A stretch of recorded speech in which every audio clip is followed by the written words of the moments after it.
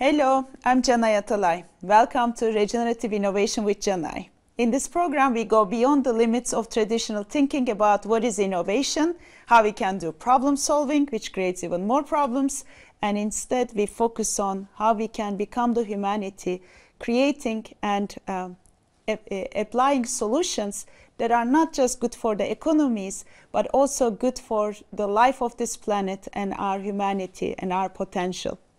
So the regenerative innovation is inspired by the wisdom of nature, which is a 3.7 billion years of a lab that provides us all the opportunities to get inspired, to get practical, efficient, and optimized. And with that, we are talking to amazing guests from around the world who are applying regenerative innovation in their domains, in their expertise, and bringing so many others together with them. And this is how we invite you to take better care of yourselves, of each other, and our beautiful planet. Today, I have Dr. Angel Acosta, and he's a healing-centered educator and consultant, bridging the fields of leadership, social justice, and mindfulness for the last decade. He's the director of the Garrison Institute's fellowship program and a principal at the Acosta Institute. Welcome, Angel, Dr. Angel. My pleasure to be here. Thank you. Thank you for participating. I mean, I am mind blown listening to your interviews, following your work. I really appreciate having this conversation with you. I think it's such an essential work that you are inviting all of us to be aware of. And this healing-centered education, I'm curious how healing plays a part in, especially when we are thinking of innovation, transformation, moving ahead as humanity with AI there, climate change there, how centering our attention to healing and mindfulness is important for the path ahead for us, and how we can apply mindfulness beyond our personal practices, but to our organizations, to our communities. What are some of the things that you are inviting leaders to? Yes. No, thank you. Thank you for the question. When it comes to thinking about a healing in the context of innovation and in the context of transformation, one of the key things to consider is how much our early childhood experiences, how much the difficult moments in our lives, how much the trauma that our communities experience, and the levels of trauma, both individual, interpersonal, systemic, collective, and in many cases planetary. you know those experiences shape how we communicate. Those experiences shape how we see the world. Those experiences really impact our sense making. So when it comes to innovation, if we're carrying compound grief, if we're carrying compound levels of trauma, both from our individual experiences, our communities experiences, based on the research now, genetically, we carry the trauma of our ancestors, right? So just imagine how powerful you would innovate if you were lighter, more present, more clear, more grounded, and more fortified by being able to meet the ways in which how you show up in the world is impacted by some of those difficult experiences. So healing centered education is a way to invite people into just a light orientation to restore, to center self-care, to center community care, and to leverage things like mindfulness, somatic practices, and also conflict resolution to become a lot clearer and bolder, to be able to innovate, but be more present and powerful community members. Thank you so much. Even the way that you are delivering this message feels like there is another possibility to be, and I have been working on myself and also inviting my clients, my communities to do the work. And yet, if people have not touched to this work before, and we see a lot of examples, especially in the leadership of companies, people dedicate their lives to be successful in a way, and this is their way of serving, and I respect that.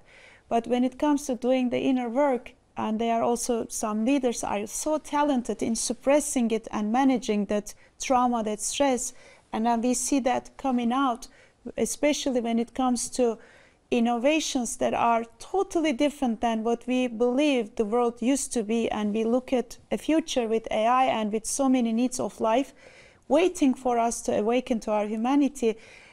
There is this gap. People first are scared.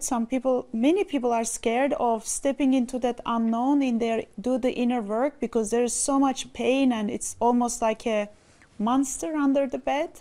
I'd rather not look under the bed, and I'd rather sleep with fear every day, avoiding what I'm going to see. And second, the fast pace of business life demands these people, or this is actually how we explain or justify, that slowing down and taking that risk of maybe just losing your ground, who you think you are, while everybody's waiting for you to make smart decisions on a daily basis. How do you work with people, and especially organizations, inviting them to take that pause, do the work, with a belief that there is liberation and an awesome life on the other side of the tunnel? Yeah, no, thank you. I think you're naming a really powerful paradox and tension in organizational life, especially those contexts where there's just high pace, high performing cultures, profit is the bottom line. There's this need to be constantly focused, on edge, responsive, engaged with the field and in the marketplace. So when it comes to this idea of slow work, just slowing down to tend to oneself, tend to the heart of a team, right? Tend to the heart of an organization. You can't rush that. You really have to slow down. And part of what I tell CEOs and leaders in organizations is that it's just a temporary slowdown, just for a moment, But the key things that slowing down to do the self work for a moment, whether it be a workshop, a weekend, a retreat, even if you dedicate just a month of gradual, deep self-reflection and facilitations, that temporary slowing down actually will speed up innovation later on. So that's the paradox, is that actually slowing down in this intentional way to tend to the heart of a team, to tend to your own healing, that actually what it does, there's this regenerative momentum that is built. So when you get through the other side, boom, you just move so much faster, because you're so much clearer, you're so much lighter. You have some deeper perspective. And I see it time and time again that folks commit to doing either their own healing work, supported by community, supported by practitioners, or companies and organizations decide to engage in like a restorative process to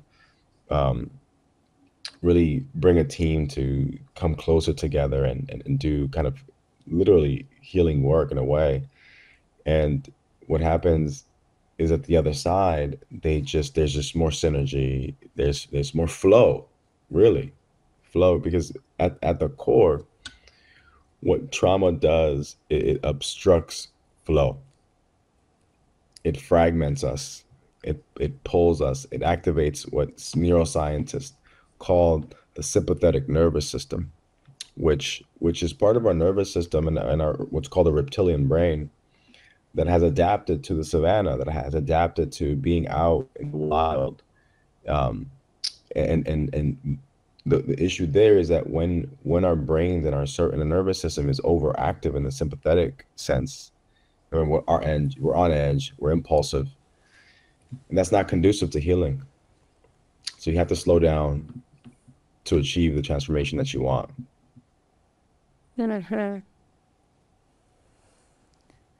And I know we are working with a lot of organizations and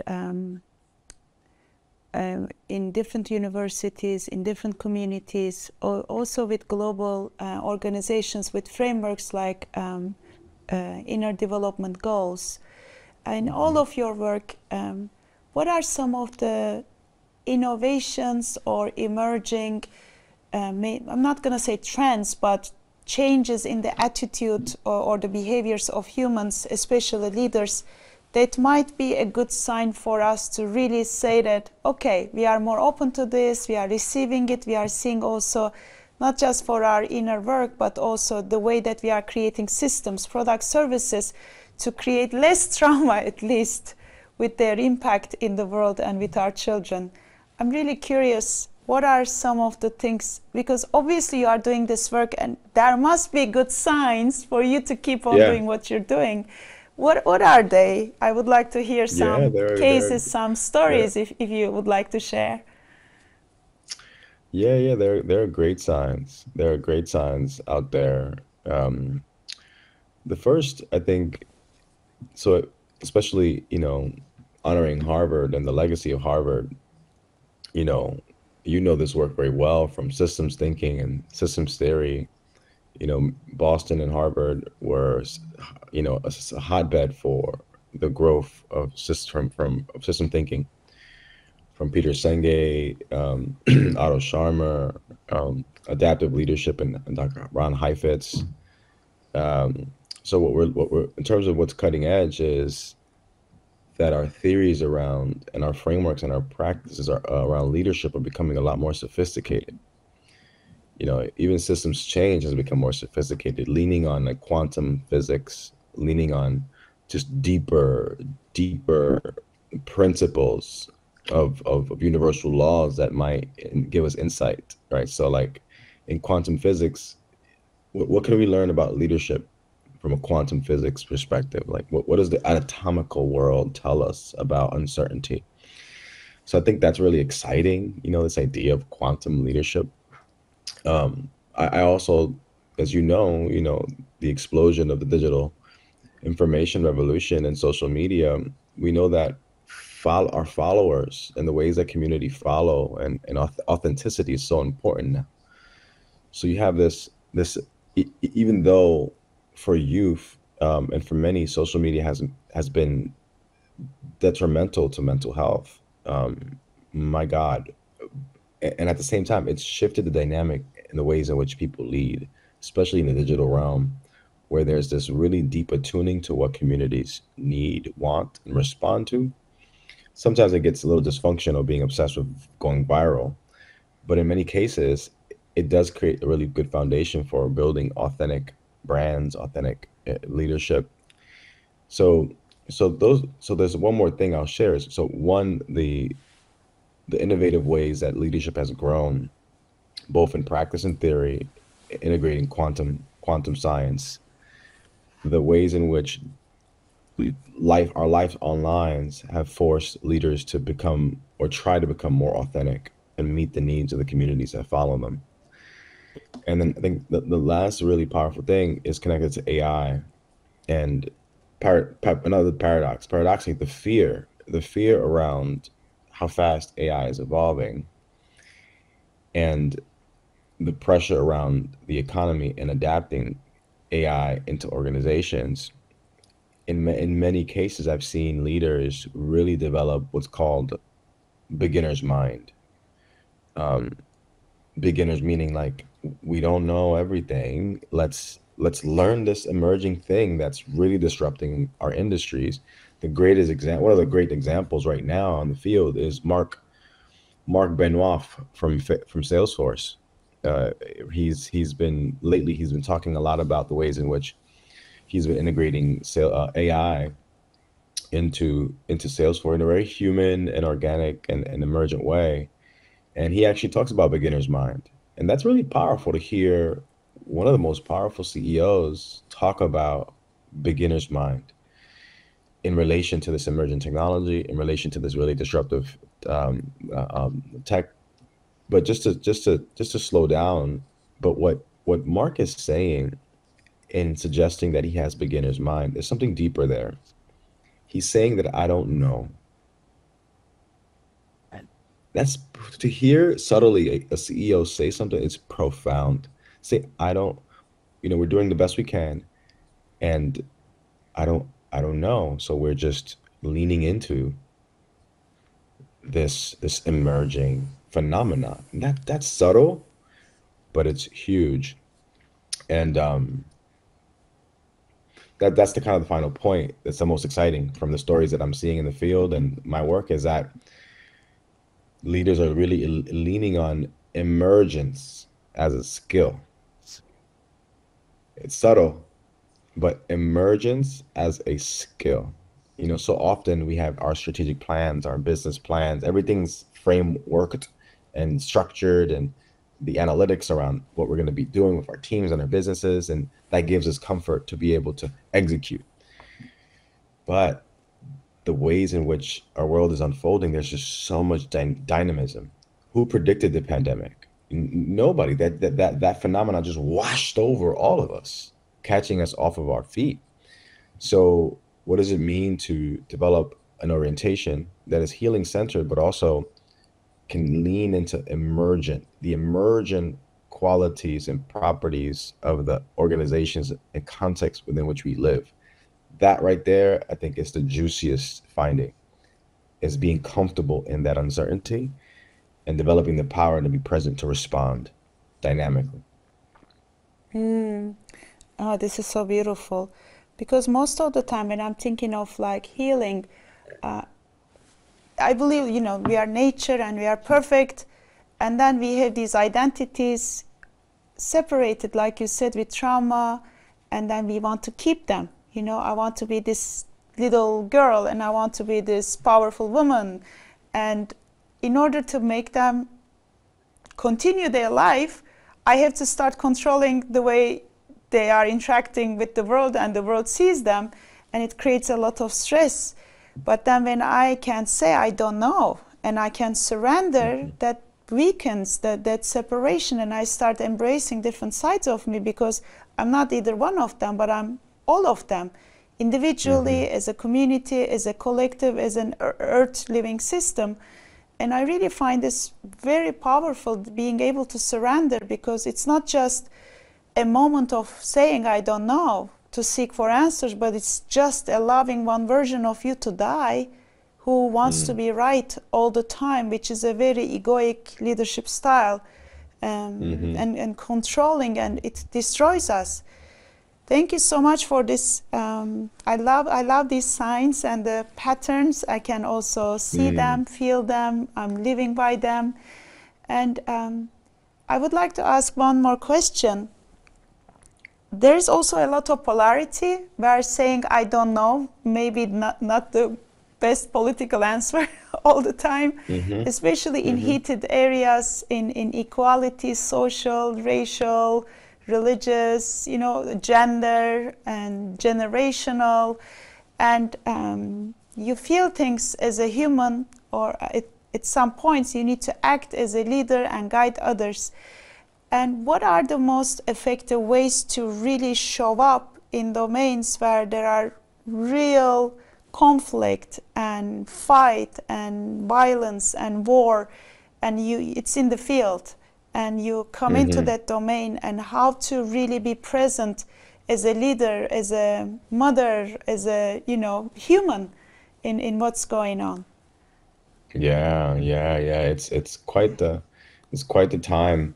One of the things that it's a simple strategy, but one of the most powerful things that you can do as a leader, as you're either entering or in a conversation that's heated, especially if you're not caught off guard, where if you're entering a space that is kind of charged, one of the most powerful things you can do is get grounded before you go in. Like, if you know your team is going through something or is about to have a conversation that's really difficult, that may be politically polarizing, like, get grounded in yourself before you go in. um, and you can find, which part of this is identifying what are the grounding practices that help you really get centered, right? What are those practices that allow you to come back into, like, boom, your center? Whether that's meditation, whether that's a walk, whether that's listening to music. It doesn't have to be this really powerful or intense contemplative practice that takes hours, or a whole silent retreat. You can really think about what are those practices that really just, ooh, get me feeling more present. Mm-hmm. You do that, and then when you're in a contentious conversation, when you're in a a moment, or a disagreement, a conflict, a moment with a team, part of what you want to do is with that groundedness, almost try to soften. Like it's hard to hear, especially our leaders. Like for example, like this kind of language we this is part of the innovation of this moment, is that we're developing more language around this. I think 20 years ago, kind of we couldn't even talk about this. For example, in me right now, I can feel a sense of firmness and a confidence in terms of what I'm saying, how I feel, the work that I'm doing in the field. But in that, there's this like this soften, this openness, this and that softening, even in relation to me being confident and ready and responsive, that softening communicates something to you. It communicates something to you around my softness, how you can open up more, and you opening up more, I open up more. So getting grounded, trying to be as gentle and as soft as possible in how you hold yourself in that conflict, in that situation. And and then there's some tactical things you can do. One is to mirror. So when you're in dialogue with people who are intensely activated, um, overwhelmed, or just challenged in terms of like what's discussion, mirroring meaning just repeating what they're saying. Like it sounds like this conversation is really tense. Is that it sounds like you feel like you're not being heard. It sounds like this is a pretty complex issue, and you feel like someone's taking sides. Just just a little mirroring does a lot in a tense conversation, um, because it allows the other party to almost to hear you say what they're saying and allow them to hear themselves. Right. So I think grounding yourself, trying to kind of adopt a softer, gentle, internal orientation, mirroring when possible. And then another thing that I do sometimes is I always express curiosity to learn more. Like, so I'll mirror and then I'll say, I really want to learn more about that. Or I'll say, you said this, could you say more about that? There's a few other things that you can do um, within like tense, politically charged contexts and conversations. We can talk about them if you like, but even with those strategies, getting grounded, having a soft orientation, mirroring when possible, and then subtly expressing curiosity in terms of asking for more. Say more about that. Tell me more about that. Could you clarify? You'd be surprised how that can just really transform tense and polarizing dialogue. Oh, I love this. Thank you. And it's Mm. so reachable and applicable, available to all of us at any given moment, unless there's some big danger, obviously. But thank you for sharing these practices with us. I will definitely use it with my daughters in heated conversations. I'm going to start there. Thank you. Um, Angel, we have a game that we play in the end Mhm. of each session, and it's an inquiry circle. The previous guest asks you a question, and I will ask you to ask a question to the next guest. So we have a Mhm. dialogue, a curious circle together. And the question for you comes from Ahu Serter, and she's in innovation, an amazing businesswoman in Turkey and around the world. And she asked you, is it possible to heal organizations which have a lot of history and trauma in the past, and how? And the how part can be your links, by the way. I'm happy to receive it like that. Yeah, yeah, yeah, yeah, yeah. You know, I think it's one of the hardest questions we could ever ask, because in a way, it's not just can you heal organizations. There's another question I think within that question is can we heal the planet? Like, can we heal this moment we have with Mother Earth, right? So, I think that the curiosity around can organizations heal, there's a deeper, I think, curiosity around like, ooh, can we get it right within this broader relationship to the planet? And the answer is, in a frank way, that I think that through restorative practices, organizations can arrive at levels of equilibrium that they weren't before. So, so it's not that you can heal organizations completely because, you know, their histories are so complex. Trauma in organization can live and extend for generations, but that you can go through a really powerful restorative process with a specific cluster of an organization, or a generation within an organization that can create so much alignment, so much synergy, so much clarity that it can set a certain level of equilibrium that wasn't there before. Then the organization can reach a new level of growth and plateau. Now, that level of growth and plateau can range from a year, 2 years, 10 years, but in that movement, there's new traumas that come up, there's new challenges that come up. So it's actually a cycle. It's actually a cycle of wounded healing that needs to be activated. Cycles of restoration that just bring the organization to new levels of equilibrium as it's being challenged, and thrown off balance, right?